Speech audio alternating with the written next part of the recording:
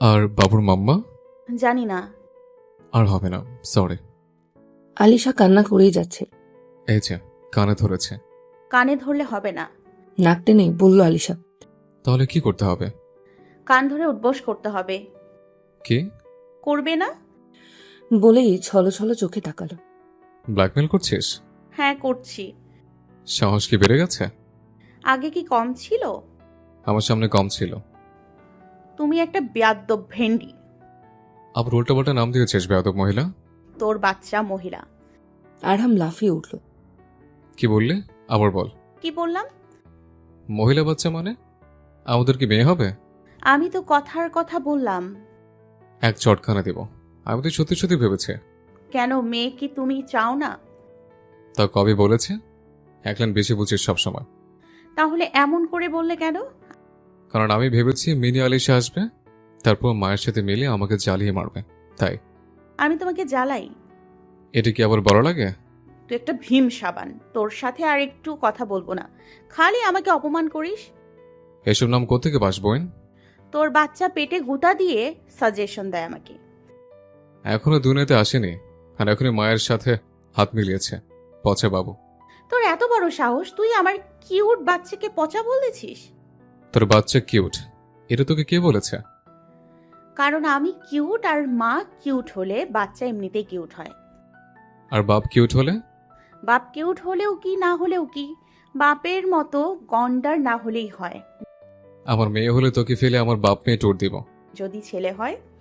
তাহলে তো মায়ের মুখে বেবি ঘন্টা ডাক শুনতে হবে। আলিশা হেসে উঠল। আরহাম চেয়ে থাকলো তার লিসার দিকে। এভাবে তাকিয়ে আছো কেন? দেখছি। কি দেখছো?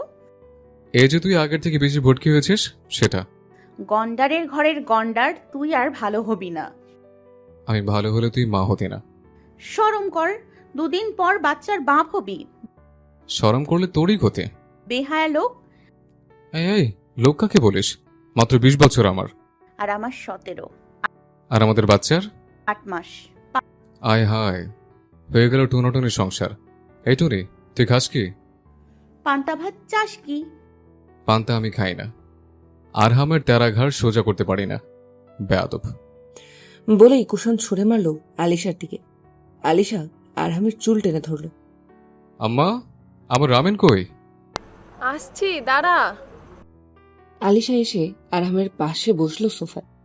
শাহিনা বেগম রামেনের বাটি এনে আরহামের হাতে দিতেই আলিশা তা কেড়ে নিল। এই ভেটকি, আমার রামেন নিলি কেন? এক্ষুনি দে। দিব না, এটা আমার। আমি আগে বলেছি তুই খাবি না, এটা আমার। আমি তো খাচ্ছি না। তাহলে নিয়েছিস কেন? বাবু বলেছে নিতে, ওর নাকি খেতে ইচ্ছা করছে। আমি পাগল মনে হয়? আলিশা সিরিয়াস ভাবে আরহামের উপর থেকে নিচ ভালোভাবে স্ক্যান করল। তারপর বলল, না, ঠিকঠাকই আছে, তবে একটা বেবি পিঙ্ক কালার শার্ট পরলে কিউট লাগতো। একটা মার দিব। মেরে দেখাও। আলিশা জানে এখন আরহাম তাকে মারতে পারবে না, কেননা কিচেন থেকে শাহিনা বেগম তাকিয়ে আছেন। সুযোগ নিচ্ছিস? আলিশা একটা শয়তানি হাসি দিল। এর মধ্যেই শাহিনা আর একটা বাটি রামেন এনে আরহামের হাতে দিল। আরহাম খাওয়া শুরু করলো, কিন্তু আলিশা 2 চামচের বেশি খেতে পারল না ঝালের জন্য। তাই বাটিটা সেন্টার টেবিলের উপর রেখে দিল। এখন কি হয়েছে? খাবি বলে আমারটা নিয়ে ফেলেছিস, এখন খাচ্ছিস না কেন? অনেক ঝাল। তোর মতো অশ্লীল বেটা। অশ্লীল ব্যাটার বউ। আলিশা চুপ করে বসে থাকলো। কাস্টার্ড খাবি? আলিশার চোখ চকচক করে উঠল। তুমি বানালে খাবো। শেফ আছে, বানিয়ে দেবে। আমি তোমার হাতের খাবো। পারবো না। দেখ বাবু, দেখ, তোর বাবা তোকে ভালোবাসে না। এখনই এত ব্ল্যাকমেল করছিস? এই ছোট পটাকা দুনিয়াতে আসলে মা বাচ্চা মিলে যে কি করবি আমার কে জানে। বলেই চলে গেল কিচেনে। আরশাদ ভিডিও কল দিয়েছে আয়েশাকে। সবাই এখন তার সাথে কথা বলছে। নীলাপু কোথায় ভাইয়া? আরশাদ জানলার ওদিক দিয়ে নীলিমার দিকে তাকালো, যে একমনে আকাশের দিকে তাকিয়ে আছে। আছে। একটু দাও, অনেক দিন কথা হয় না। আরশাদ নীলিমার কাছে গিয়ে ফোনটা ধরল। কেমন আছিস আমার ছোট্ট পুতুল? নীলাপু, আলিশার চোখ ভিজে উঠল।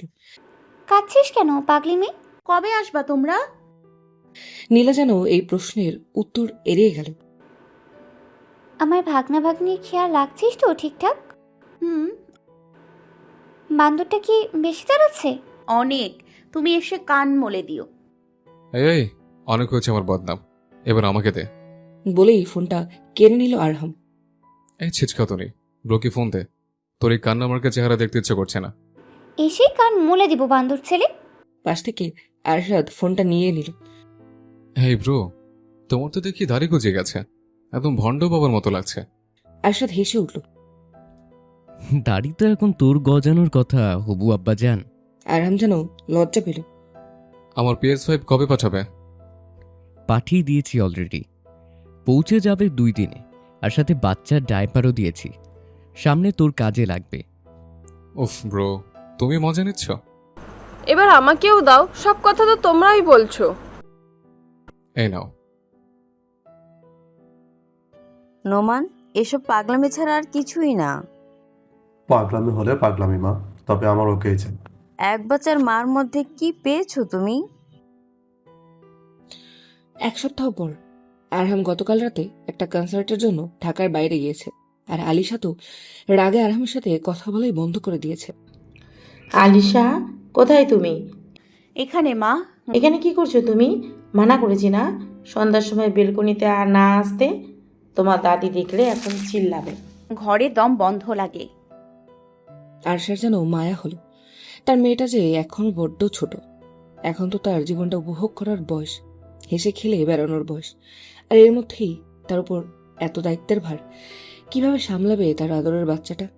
এসব ভাবতে ভাবতেই আয়েশার চোখ ভিজে উঠল। আলিশা তা খেয়াল করতেই, কি হয়েছে মাম্মা? আমার ছোট্ট পরিটার উপর অনেক দায়িত্ব চাপিয়ে দিয়েছি, তাই না মা? এভাবে বলছো কেন মাম্মা? এসবে তোমার কি দোষ? আমি যদি সে সময় তোমার বিয়ের বিপক্ষে থাকতাম, তাহলে আজ এই দিন দেখতে হতো না তোমার। এমন বলো না মাম্মা, আমি ঠিক আছি সত্যি। বলেই আলিশা জড়িয়ে ধরল তার মাকে। হয়েছে, এখন চলো, এই সময় বাইরে থাকতে হয় না। আয়েশা আলিশাকে নিয়ে ভিতরে চলে এলো। আরহাম তার গ্যাংয়ের সাথে রিহার্সালে ব্যস্ত। এই রিহান, টিউন ঠিক হচ্ছে না, ঠিক করে বাঁচা। ব্রো, মাইশা কাল থেকে আমার ফোন ধরছে না, এখন আমি কিভাবে নিউনে মন দেই? তার কথা শুনে সবাই মুখ কুচকালো। শালা প্লে বয়। প্লেবয়ের কি দেখলি? আমি এবার সিরিয়াস। তার সিরিয়াসনেসের কথা শুনে সবাই একসাথে হেসে উঠল। মাইশা কত নাম্বার যেন? এই হবে 30 থেকে 35। না বেটা, মাইশা 29তম গার্লফ্রেন্ড আমার, আর এবার আমি ওকে সত্যি ভালোবাসি। শালা বন্ধ করতো প্রেম কাহিনী। তোর তো গার্লফ্রেন্ড, আর এদিকে আমার বই কথা বলছেন আমার সাথে। আবার কি করেছিস? আরহাম এবার চুপ হয়ে গেছে। সে যা করছে ইচ্ছে করে করেনি, তবে আলিশা কষ্ট পেয়েছে। আরে জিজ্ঞেস করিস না কিছু নিধি, আরহাম আবার তার পার্সোনাল ম্যাটারে কথা বলতে পছন্দ করে না। আরে কি সব শুরু করেছিস তোরা? রাতে কনসার্ট আছে, সেদিকে খেয়াল দে। টপিক যেন অন্যদিকে ঘুরে গেল। আরহাম হাঁপ ছেড়ে বাসল। মনে মনে কৃতজ্ঞতা প্রকাশ করলো আরাফের প্রতি। বাড়িটা কেমন যেন খালি খালি লাগছে না রে আয়শা? তাই আপা, আমারও ভালো লাগছে না এমন। কবে যে সবাই একসাথে হব? দীর্ঘশ্বাস ফেলে বলল শাইনা। আরশাদের বাবার সাথে কথা হয়েছে, বললো আরো কিছুদিন থাকবে, ডিল নাকি ফাইনাল হয়নি। ইজাজ আর নিয়াজ দুজনেই ব্যবসার কাজে ইতালি গিয়েছেন 3 দিন যাবত। সেখানে নিজেদের বাড়িতে উঠেছেন, সাথে আরশাদ নীলিমাও আছে। ভালোই হলো, আজ কতদিন বাচ্চা দুটো একা রয়েছে, এখন না হয় কিছুদিন তাদের বাবার সঙ্গই পেল। তা ঠিক আপা। পুতুল কই? আছে তার দাদির সাথে, মন খারাপ তার কাল থেকে। এই ছেলেটাকে নিয়ে আমি আর পারি না রে। কে বলেছে এই অবস্থায় পুতুলকে ফেলে কনসার্ট করতে? তাই বলি কি নিজের কাজ বাদ দিব আপা? আরামের দোষ নেই এতে। হয়েছে, এতে এত আর লাই দিস না, এমনিতেই রসাতলে গেছে ছেলেটা, কারো কথা শোনে না। আয়েশার কিছু বলল না। এই ছেড়ি, মুখটা এমন করে ফুলাইয়া রাখছোস কেন? আমার দাদু ভাইয়ের কথা মনে পড়ে? নাম নেবে না ওই গন্ডারের। ও মা, স্বামীর নাম এভাবে নিতে হয় না, বুঝছোস? গুনাহ হয়। উফ, চুপ থাকো তো দাদি। আমাদের সময় তো আমরা উনি ছাড়া কথা কইতাম না, আর আজকালকার মাইয়ারা সম্মানও দেয় না। আমি কি বলে চলে যাব এখান থেকে? আচ্ছা, আর কইতাম না, থাক। দাদি আলিশার চুলে হাত বুলিয়ে দিচ্ছে। আ হঠাৎ করে আর্তনাদ করে উঠল আলিশা। কি হয়েছে পরি? জানি না, আজ সকাল থেকে পেটে ব্যথা করছে। শেষ সময়ে এমন হয়, চিন্তা করিস না। বাবুর মুভমেন্টও অনেক কমে গেছে দাদি। মেহরোজা আক্তারের কপালে এবার ভাঁজ পড়ল। আয়সারে বলবো তোকে ডাক্তারের কাছে নিয়ে যেতে কাল। আরহাম সেই সকাল থেকে আলিশাকে কল দিয়ে যাচ্ছে, কিন্তু না, এই মেয়ের যা জেদ, ফোন উঠাচ্ছে না, উল্টো ব্লক করে রেখেছে সব জায়গা থেকে। এই আরহাম, এদিকে আরাফের ডাকে আরহাম সেদিক চলে গেল, তবে তার মন কেমন যেন খচখচ করছে। আলিশা কিছু খেয়ে নাও, সেই বিকেলে একটু ফ্রুট খেয়েছো, আর কিচ্ছু খাও নাই। ইচ্ছা করছে না মাম্মা। না করলেও খেতে হবে। উঠো বলছি, সারা দিন আজকে শুয়ে থেকেছ। পেটে অনেক ব্যথা করছে মাম্মা। এখনো কমেনি? না। দাঁড়াও, ডাক্তারকে কল দিই। আয়েশা ডাক্তার নীলুফারকে কল দিয়ে জানালেন উনি এখন হসপিটালে নেই, তবে উনি অন্য ডাক্তারকে ইনফর্ম করেছেন যাতে আলিশা গিয়ে চেক আপ করতে পারে। কথা শেষে আয়েশা সব জানালেন আলিশাকে, তবে আলিশা বলল সে নীলুফা আন্টি ছাড়া কাউকে দেখাবে না। এখন অন্য ডাক্তার নাকি অনেক প্রশ্ন করে, যা বিব্রতকর। এসব কেমন কথা আলিশা? ডাক্তার তো ডাক্তারই। না মাম্মা, আমি অন্য কারোর কাছে কমফোর্টেবল না। তাল করো না আলিশা, চলো দেখিয়ে আসি। যাব না আমি। আলিশা, একটা কথাও শুনো না তুমি। আমি ঠিক আছি এখন, ডাক্তার লাগবে না। না যাওয়ার জন্য আর কত বাহানা করবে? সত্যি ঠিক আছি, আর দাদি বলেছেন এমন একটু একটু হয়। সত্যি ঠিক আছো? তাহলে খেয়ে নাও এখন। একটু পরে খাই। না। আয়েশা জোর করে আলিশাকে একটু পায়েস খাইয়ে দিল। খেয়ে আলিশা আবার শুয়ে পড়ল। হসপিটালে না যাওয়ার জন্য মাকে মিথ্যে বলেছে, তবে আলিশার শরীরটা বেশ খারাপ লাগছে। এই সময় তার আরহামের কথা বড্ড মনে পড়ছে। এই গন্ডাটার সাথে কাল থেকে কথা হয়নি, আর আলিশাও বলবে না, কারণ সে মানা করা সত্ত্বেও আরহাম গিয়েছে। তাও মানা যেত, তবে আরহাম তাকে কষ্ট দিয়েছে, তার বাবুকে আনওয়ান্টেড বলেছে, যেটা সে মেনে নেবে না। আলিশা পেটে হাত রেখে ভাবতে লাগলো কাল রাতের কথা। গতকাল রাতে আরহাম সন্ধ্যায় বাড়ি ফিরেই হুলুস্থুলু কাণ্ড করেছিল। এমন গন্ডারের মতো করছো কেন? আজ রাতে রাজশাহী যেতে হবে। কি? কেন?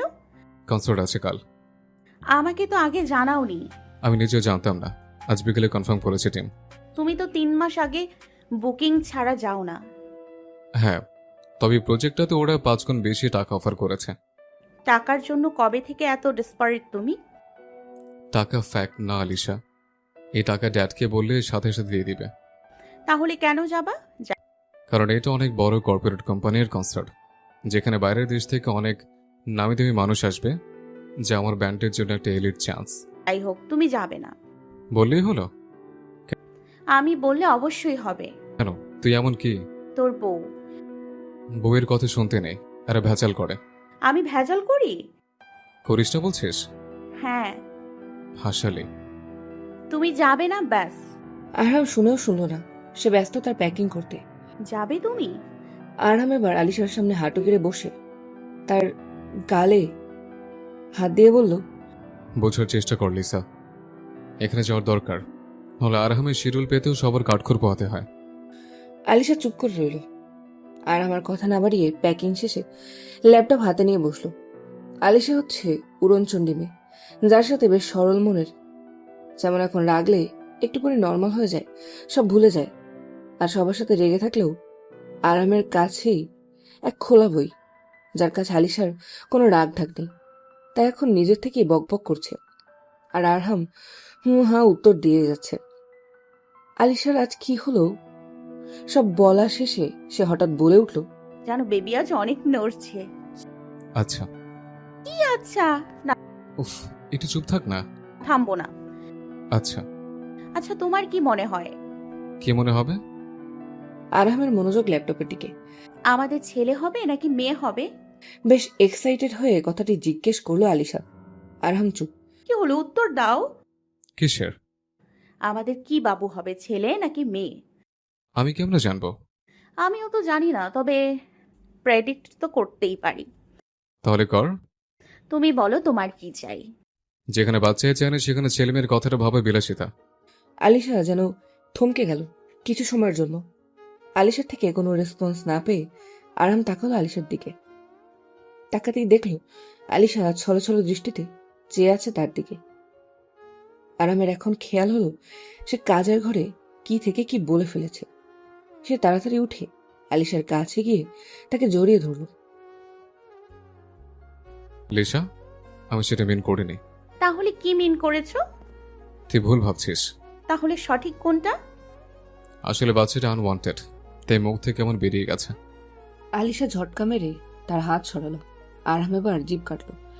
সে আজ এসব কি বলছে কি করছে কিছুই বুঝতে পারছে না। আগুনের উপর ঘি ঢেলেছে সে। উফ, আমি আজ কি বলছি এসব? সরো এখান থেকে। আমি এসব মিন করিনি লিসা। তাহলে কি মিন করেছো? আমি বলতে চেয়েছি বাবুটার প্রি প্ল্যান ছিল না, তাই ছেলে নাকি মেয়ে হবে এসব ভেবে দেখেনি। তাই বলে আশাও করো না? কথা বাড়িয়ে বুঝিস না। তুমি এটি পর রওনা দেব, আর এখন ঝগড়া করছিস? এত ব্যস্ততা। উফ লিসা। আমরা যখন থাকবো না তখন বুঝবে। আরাম প্রত্যুত্তর করার আগেই তার ফোন বেজে উঠল। হ্যালো। এই বেটা, কয়টা বাজে? খেয়াল আছে তোর? কি হয়েছে? আমরা সবাই স্টুডিওতে চলে এসেছি, তুই কই? বের হচ্ছে বাসা থেকে। কি এখনো বের হসনি? বেশি সময় লাগবে না আমার। একটু পরে ফ্লাইট, আর তুই এখনো বের হসনি? আসছি আমি, ওইদিকে সব রেডি আছে। হ্যাঁ, সব আমরা সেট করে নিয়েছি, তুই জলদি আয়। আসছে। কল রেখে আরাম আলিশার কাছে গিয়ে তাকে জড়িয়ে ধরে তার কপালে চুমু খেয়ে বলল, সবে অপেক্ষা করছে আমার, বের হচ্ছে। আলিশা চুপ। আসার সময় তোর আর বাবুর জন্য এতগুলো জিনিস আনবো। লাগবে না। রাগ করো না জান, আমি জলদি ফিরবো, নিজের খেয়াল রাখবি। বলেই লাগেজ হাতে বেরিয়ে গেল আরাম। আলিশার ভাবনার মাঝেই বাবু কিক মারল। এতেই যেন আলিশার ধ্যান ভাঙল। তোর বাবা পচা, দেখলি ওখানে গিয়ে আমাদের ভুলে গেছে। আমি ব্লক করেছি তাকে, তাই বলে কি সেও পারতো না অন্য কারোর ফোন দিয়ে কল দিতে?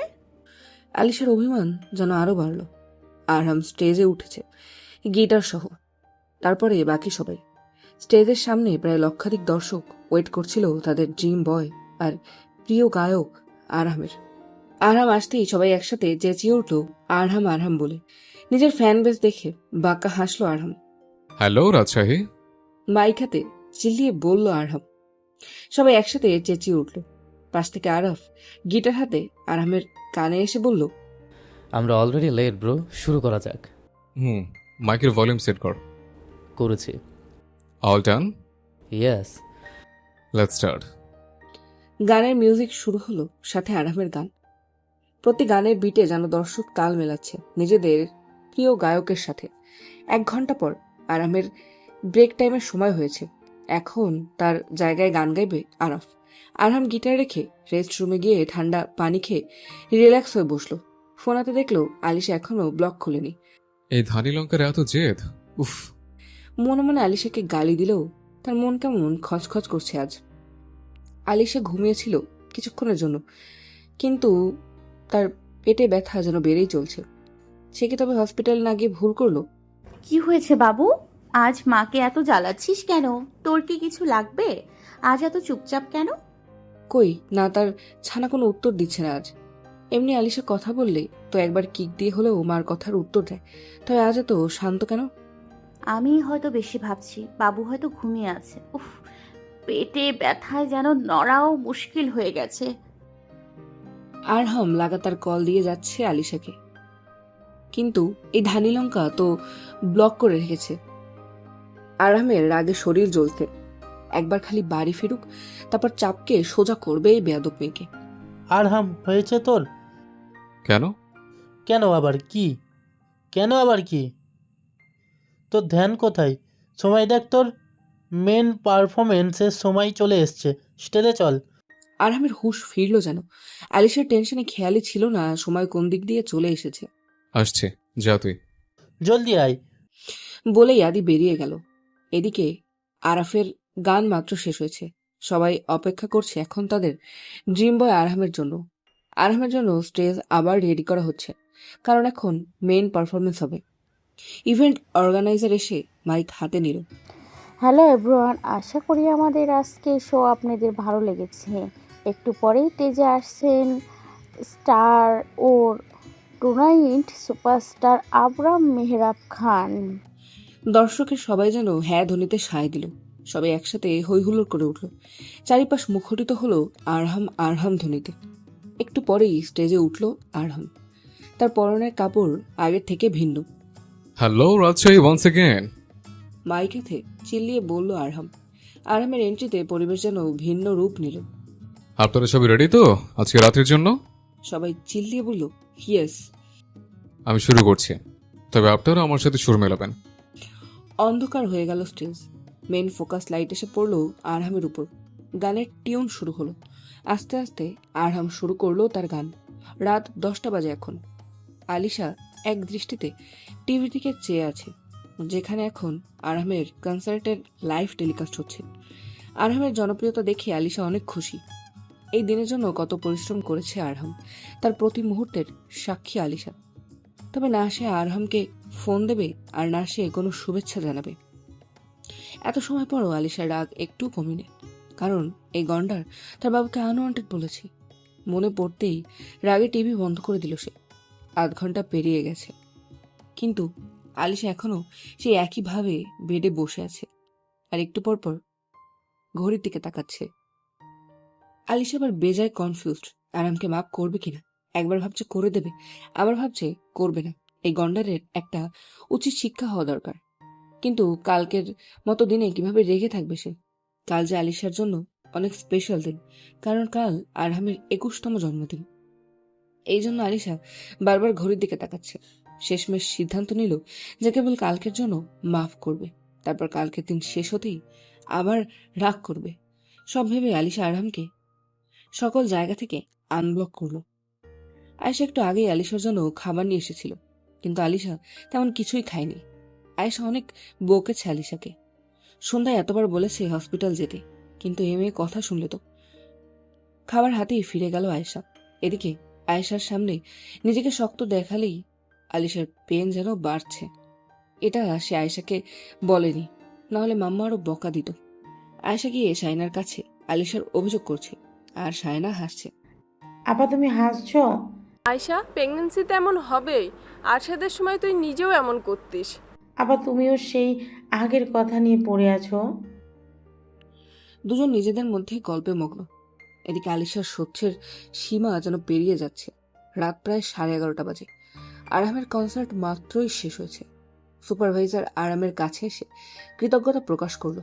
তারা যতটুকু আশা করেছিল তার চেয়ে দ্বিগুণ সাকসেসফুল হয়েছে প্রোগ্রামটা। আরামের টিম এখন সব প্যাক আপ করছে। ইট ওয়াজ আ ফ্যান্টাস্টিক শো। জনতার ভিড় দেখছিস? এমন ভিড় আর কোনো শোতে হয়নি। আমাদের সুপারস্টার আরহাম বলে কথা। সব কথার মাঝেও আরামের মন যেন অন্য কোথাও। তার লিসার সাথে পুরো একদিন কথা হয়নি। কিরে, কোন দুনিয়ায় তুই? কিছু না। 12টা বাজতে আর বেশি সময় নেই। আরহাম ভাবলো যতই রাগ করুক, কিন্তু তার জন্মদিনে তো লিজা আর রেগে থাকবে না।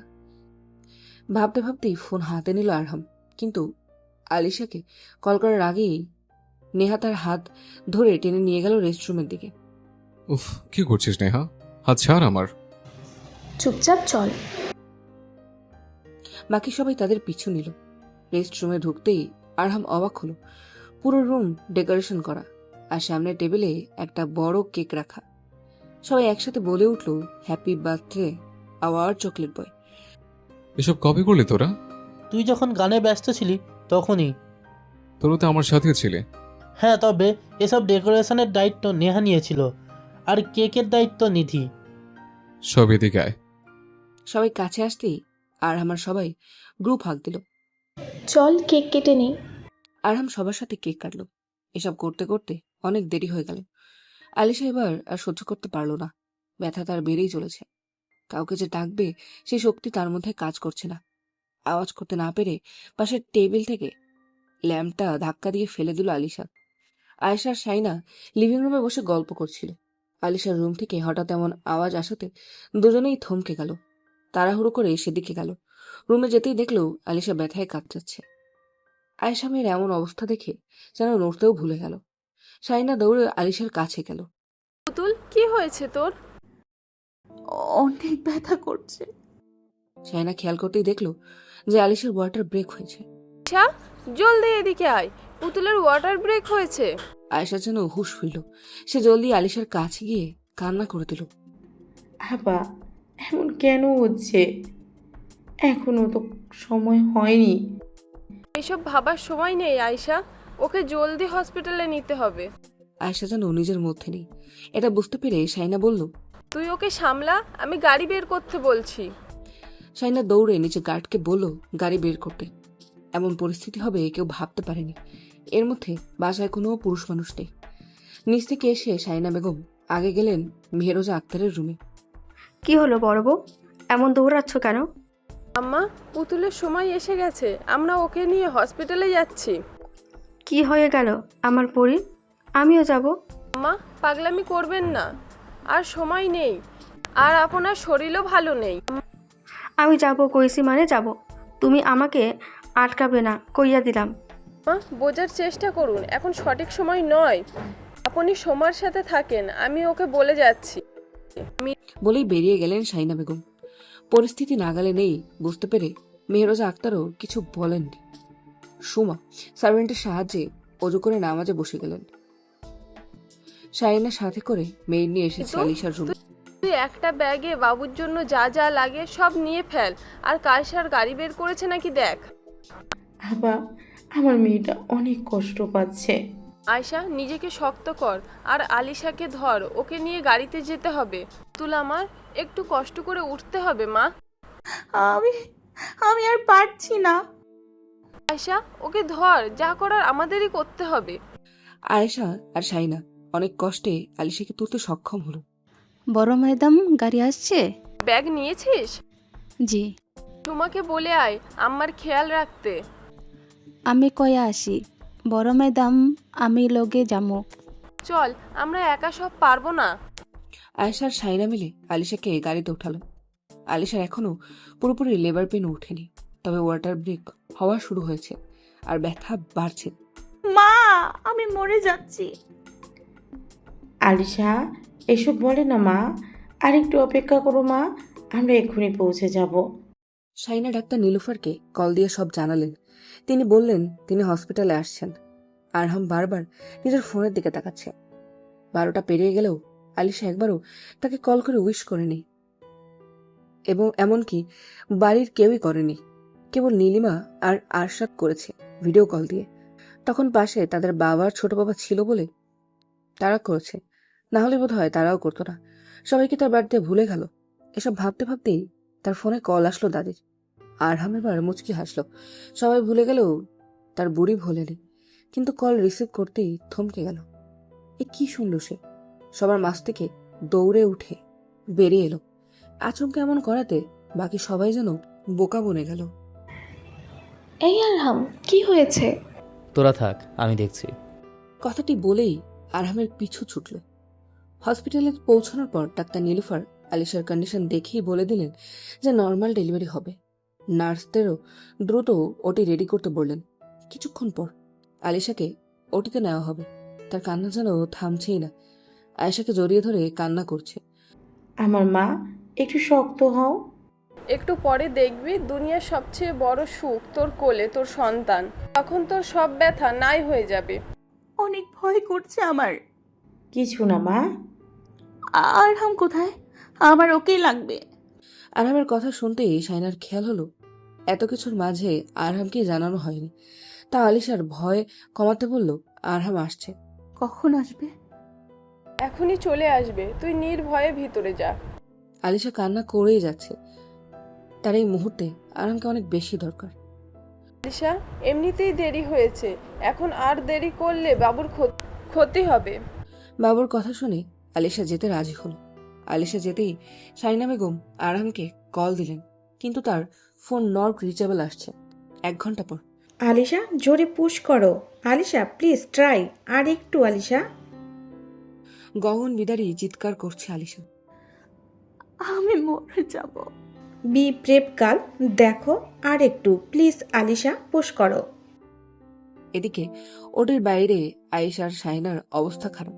কোনো পরিকল্পনা ছাড়া এভাবে হয়ে যাবে তারা ভাবতেও পারেনি।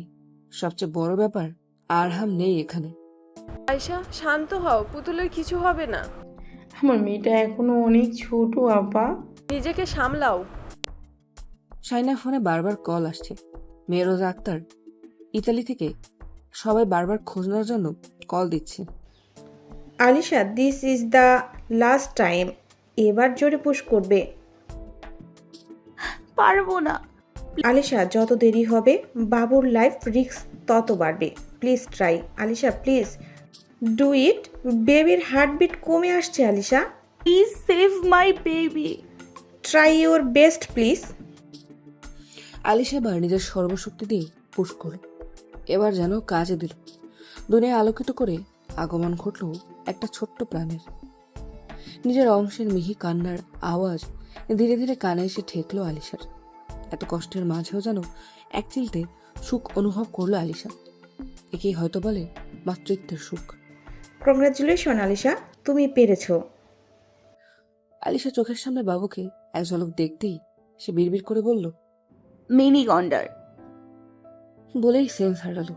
বাবুকে ক্লিন করে তোয়ালে পেঁচিয়ে বাইরে আনতেই শায়না আর আয়েশা কাছে এলো। দূর থেকে নার্সের কোলে ছোট্ট প্রাণটিকে দেখে হু হু করে কেঁদে উঠলেন দুজনে। কাছে এসে যেই না শাইনা বাবুকে কোলে নিতে যাবে, তখনই কেউ একজন পিছন থেকে চিৎকার করে বলল, আগে আমি নেব। আওয়াজ শুনে পিছু ফিরে তাকাতেই দেখতে পেল আরহামকে, যে এখন হাঁটুতে হাত রেখে হাঁপাচ্ছে। শাইনা আর আয়েশা অবাক হয়ে গেল আরহামকে দেখতে পেয়ে। আরহাম এখানে কি করে? তাদের ভাবনার মাঝেই আরহাম এগিয়ে এলো। তার পিছনে আরাফও আছে। আরহাম কাছে এসেই নার্সকে বলল, আমাকে দিন। নার্স ব্রুকুচকে বলল, আপনি কে? যে বাচ্চাটি কোলে নিয়ে আছেন তার বাপ। জবাব দিল পেছন থেকে। নার্স অবাক হয়ে তাকালো আরহামের দিকে। এই পুচকে ছেলেটা কিনা বাচ্চার বাপ। এদিকে তার এখনো বিয়েই হয়নি। কি হলো, দিন। নার্স এগিয়ে দিতেই আরহাম কোলে বেশ সাবধানে তুলে নিল ছোট্ট অস্তিত্বকে। হাতে নিতেই যেন কারেন্টের শক লাগলো তার। আরহামের বুকটা ধরফর করছে। মনে হচ্ছে এখানেই সেন্স হারাবে।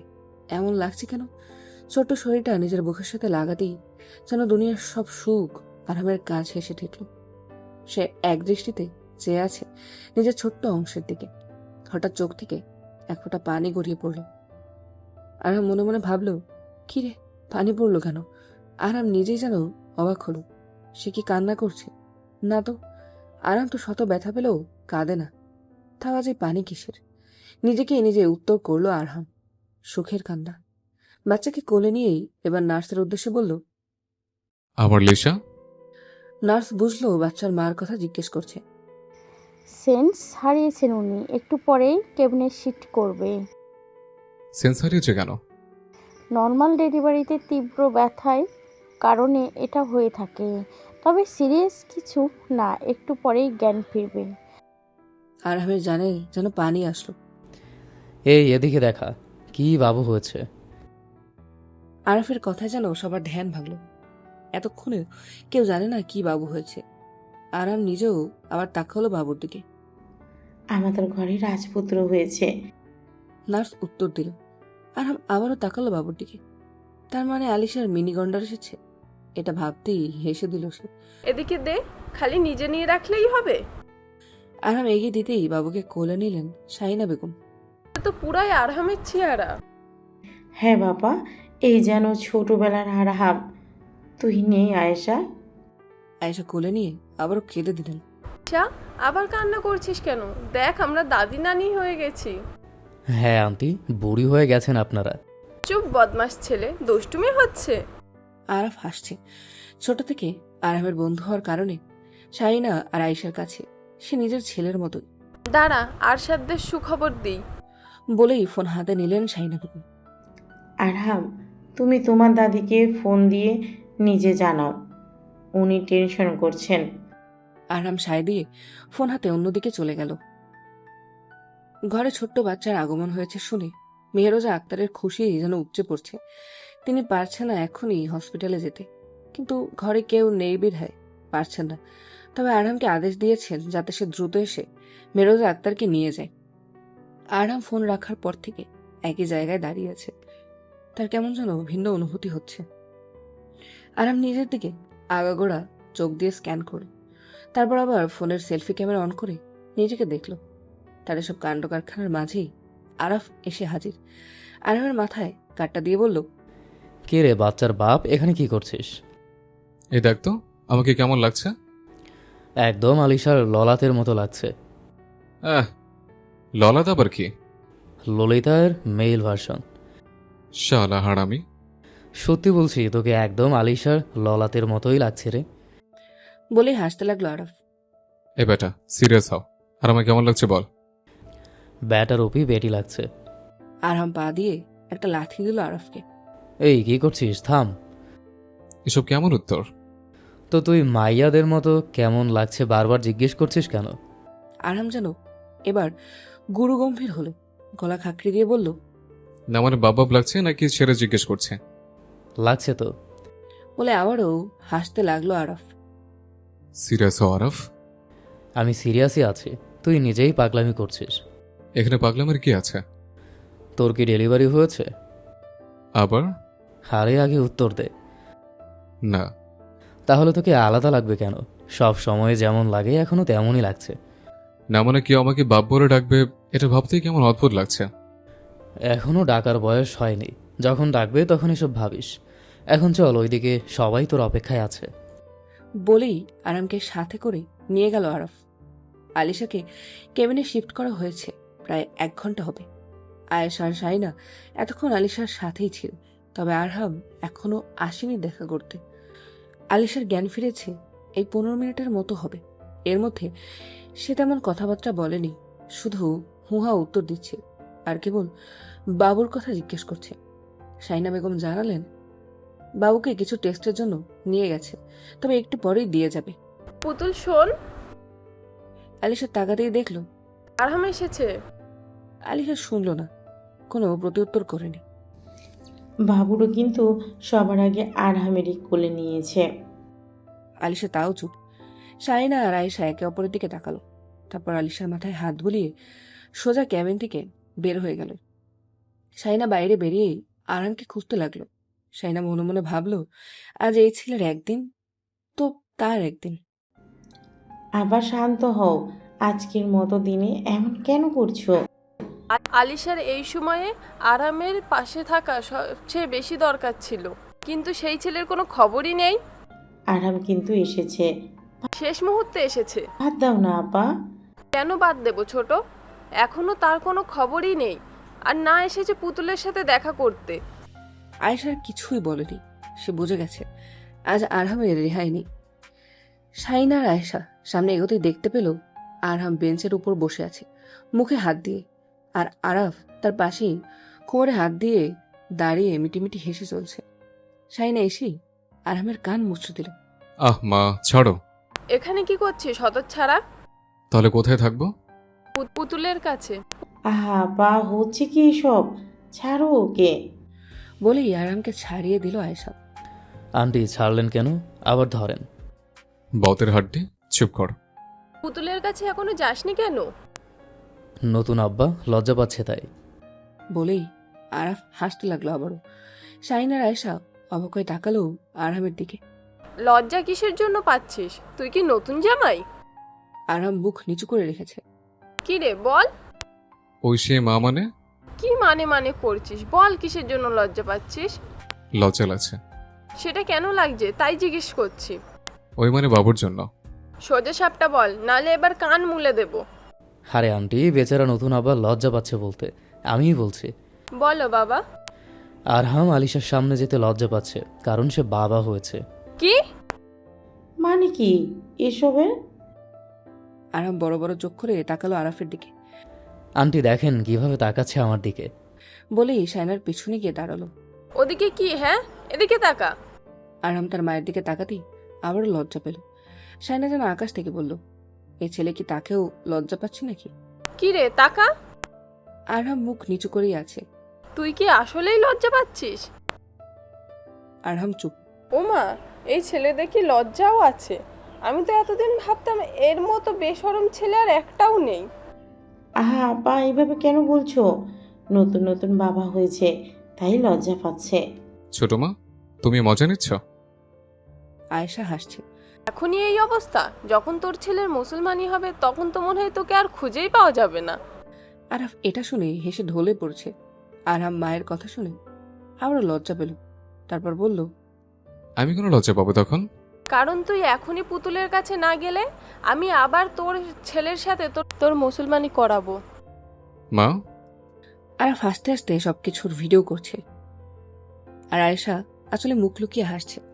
আরহাম অগত্যা চলে গেল কেবিনের দিকে। আরহাম যাওয়ার পর শাহিনাও হেসে দিল। আলিশার কেবিনের সামনে গিয়ে আরহাম আবারও দাঁড়িয়ে গেল। আরহাম মনে মনে ভাবল কিভাবে আলিশার সামনে যাবে সে। তার কেন জানি বড্ড লজ্জা লাগছে। কিন্তু মায়ের কথা মনে পড়তেই সোজা কেবিনে ঢুকে পড়ল। আলিশা চোখ বন্ধ করেছিল, কিন্তু দরজা খোলার আওয়াজে চোখ খুলে তাকালো। আরহামকে দেখতে পেয়ে অন্যদিকে মুখ ফিরিয়ে নিল। আলিশাকে দেখতেই যেন আরহামের সব লজ্জা পালালো। তার লিসার মুখটা কেমন শুকিয়ে গেছে, বুকটা ধক করে উঠল তার। আরহাম আলিশার পাশে গিয়ে বসল। আদরের সহিত চুমু খেল তার লিসার কপালে। আলিশার চোখের কোণ থেকে অশ্রু গড়িয়ে পড়ল। আরহাম সেখানেও ঠোঁট ছুঁয়ে দিল, তারপরে একে একে মুখে, ঠোঁটে, সবখানে। আলিশা টু শব্দও করেনি। আরহাম এবার আলিশাকে শক্ত করে জড়িয়ে ধরল। আলিশা এখনো অনেক দুর্বল, তাই আরহামকে সরাতে পারছে না, তবে হাত দিয়ে হালকা ধাক্কা দিচ্ছে। কিন্তু আরহাম তো নাছোড়বান্দা,